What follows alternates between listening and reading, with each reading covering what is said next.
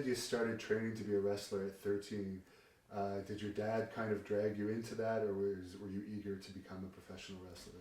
I was always very active. I liked sports.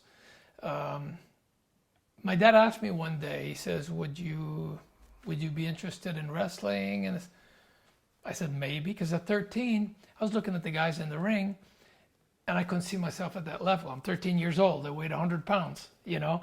And I'm looking at the guys. It's like, well, maybe, but I couldn't see myself being there.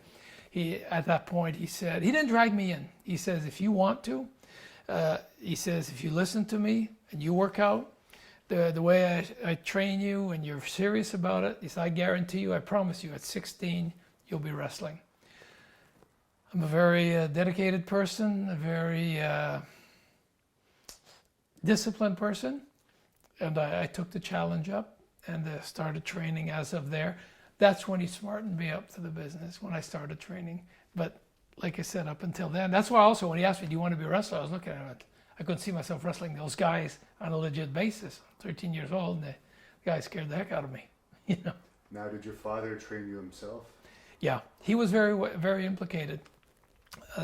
We had two wrestlers, Mexican wrestlers that were here back then, Jose Correa and Pepe Villa. They were working the territory in the late 60s. I started training in 68. I started wrestling in 71. And I'd say in 1970, Pepe Villa and Jose Correa were here. And so he hired them to come and train and wrestle with me in the ring. And there was one main coach that I had was Luigi Macera back then. Luigi trained me for the whole couple of years in the ring. I did the first 2 years was mostly working out to build a body. So I did a lot of weights for the first 2 years. And the last year and a half, I was in the gym minimum 3 days a week and 3 hours at a time. And that's where I had Luigi Macera as a main trainer. Joe Leduc came at one point. Paul Leduc was there. Deepak Masan, he came in for a while. Gino Brito, Lionel Robert. But my main trainer, and my dad was the stiffest one of all. I remember one time we lock up, and I push him into the ropes. He said, okay, so we lock up. I said, tight, you know, so okay, so I'm tight. He says, push me in the ropes. So I get him in the ropes. Now the referee says, break, what do you do? So I let him go, and he slapped me across the face. Pow, he says, protect yourself at all times. I was like, wow, okay, this was an awakening. You know, I didn't expect that. So after that, when he said break, okay, my hands were up. I'm breaking, but I'm protecting myself, even if it's a work. And at that time, the late 60s, early 70s, how successful was the Montreal Territory? The Montreal Territory was on fire. Back then, in the late 60s, Ivan Koloff was here, Hans Schmidt, Maurice Vachon. They were selling out the Forum. Actually, my uncle Johnny had... he set a record at the old Forum with Ivan Koloff. The territory was on fire back then. It was really good and very motivating too. On average, how many events were there a week? The territory here, it was a summer territory because in the winter, you always had the arenas which had their hockey. So you couldn't, a lot of them weren't equipped to set up rings on the ice back then. So basically, it was a summer territory. We'd be working basically from middle of May until right after Labor Day. It was pretty much 7 days a week. I remember one summer when I started, I was a kid, 16 years old, and I don't think I had a day off in 4 months.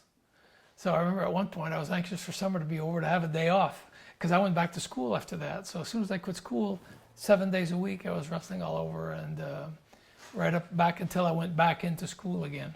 What was it like going to school with regular kids while you were a pretty famous wrestler? I guess you were probably on TV, wrestling in front of large crowds and big arenas. Yeah, they were impressed because even more so back in the 70s when you were on TV, it was like a big event. Now there's so many stations and everything, it's a little different. But back then, I'd go to school and they say, "Oh, I saw you on TV on Saturday." It made you popular with the girls, so that was a good thing. And do you remember your first match? Yes, I do. My first match was in Joliet, Quebec, which is only 25 minutes from here, and against Butch Morgan. It was a sellout crowd. My Uncle Johnny was in my corner, and the match went about 6-7 minutes. 6-7 minutes. I was very, very nervous. So nervous, I had a hard time lacing my boots up because I felt a lot of pressure on my shoulders. There was so much publicity made on the fact that it was my first match and a new Rougeau, a new generation in the family, and the first match, all the publicity was built on that. So I felt a lot of weight on my shoulders. So it was, I still remember it like it was yesterday, but it went well. So just for people who may not know, you were the first of Jacques Rougeau Sr.'s kids to become a wrestler, so you're the first second generation. Correct, yeah, because there was my Uncle Johnny and my father Jacques, and then I was the next one to come in. My brother Jacques actually came in 6 years later. Okay. Yeah. How did you start teaming with your brother Jacques? My brother had gone on the road. He started in '77. He was skinny. You know, had good qualities. He had good ring generalship. He understood the business, good ring psychology, but he lacked in size and experience also. You can understand the ring, but when you go out and try to tell a story, you don't necessarily have the tools to tell a story. So he left. He went on the road for about 3-4 years. He went to Calgary to Stu Hart. He went to Mexico. He was down south in Atlanta because I was in Atlanta. And I remember at one point he was in Tennessee and he was starving over there. And he asked me, he says, "Do you think you could get me into Atlanta?" And I spoke to Ole Anderson at the time. And I managed to get him into Atlanta. He stayed with me for a while, so he got some bookings there. After that, he was also building his body up. He was working out. And he was 17. So by the time he came to Montreal, he was basically 21 years old. He looked more the part now. He gained a lot of experience on the road. So that's when he came back to Montreal. I was in singles. Dino Bravo had just taken over to the office, because before that I was wrestling single for Gino. 79, 80, right up until I was his single main event. When Dino came in, well, he bought into the office. It's a natural thing. He was going to make himself the single main event, which I understand. That's not a problem. And that's where my brother wanted to come back. And that's when they approached me if I'd agreed to wrestle partner with my brother. We said we could try it for a while. We'll see, because I had a lot more experience than he did. And at the same time, I wanted to see, are we going to work well together? Is it going to be a good team? And it just clicked. It was natural. So when he came in, we started, and it became like a brush fire. It just, as a team, we became the #1 team in the popularity, and we were drawing. So from that, the rest is history. Now, you mentioned the feud between your father's promotion and Grand Prix. How Yep. intense was that feud in those days? Because I'm sure you were running a lot of the same towns, and it's obviously not good for business to have two promotions. Exactly. The thing is, Quebec is a great territory, but if you have two main promotions running in the same territory, after a while there's going to be like an overexposure, and you're going to burn it out.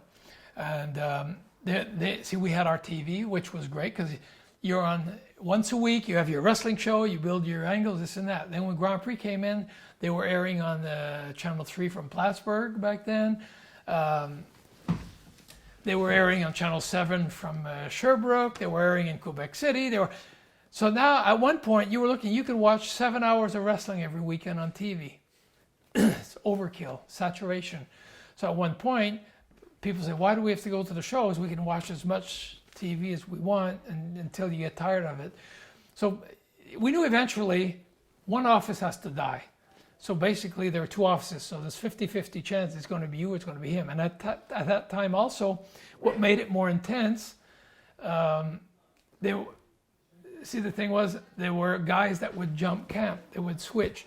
They'd go from, like the Ledukes, they had switched from us to Grand Prix Wrestling. But see, when they came in, they were big names. There was Edward Carpentier, Killer Kowalski, the Vachons. They had different wrestlers came in. They said, oh boy, some people jump ship. Some guys will do that. Some guys will do that. Not everybody, but some guys will do that. At that point, you were guys that were built up that all of a sudden jump ship. You're losing some of your main draws, this and that, which are going opposition at one point. At one point, there was my dad and myself left as top baby faces to draw. You're getting down to a skeleton crew here. You know, so my dad and I, and then you have the guys that were middle card and preliminary underneath. Eventually, you know, you got to have more guys than that. But our main guys had jumped. Even Gino went over to Grand Prix, and Bravo had gone on, Little Dukes. So that's what made it very intense and very, it makes it personal at one point, because that's your own business, your own livelihood, and they're trying to kill your business. So, you know, it got pretty heated up. And then there was the incident with Dick Taylor back with my dad back then. Dick Taylor, we'd built up, was our main heel. And we'd built up where my dad was going to be wrestling Dick Taylor at the Montreal Forum, and they had done a hell of an angle and this and that, and it was going to draw. Word came back to us that Dick Taylor was not going to show, and he was switching over to Grand Prix. That would hurt, because you get to the Montreal Forum, you sell out, and your heel's not there, and he goes to the opposition on top of it. That's, you know. And then a week before that, a couple of weeks before that, my dad was in Lauson, Quebec, the other side of Quebec City. He was supposed to wrestle Dick Taylor. Dick Taylor didn't show up that night. And we'd had the word that he was switching. So anyways, my dad found out where he was that night. Found him, beat the crap out of him. He had over 200 stitches in his face. He was in a coma for like 3 days. Actually, it was pretty nasty. And I remember that night because I was asleep. My dad came and he woke me up and he said, Raymond, I woke up. What? And he says, if Dick Taylor planned on going opposition, he's not going now. And I looked at both his hands were full of blood. I was like, okay.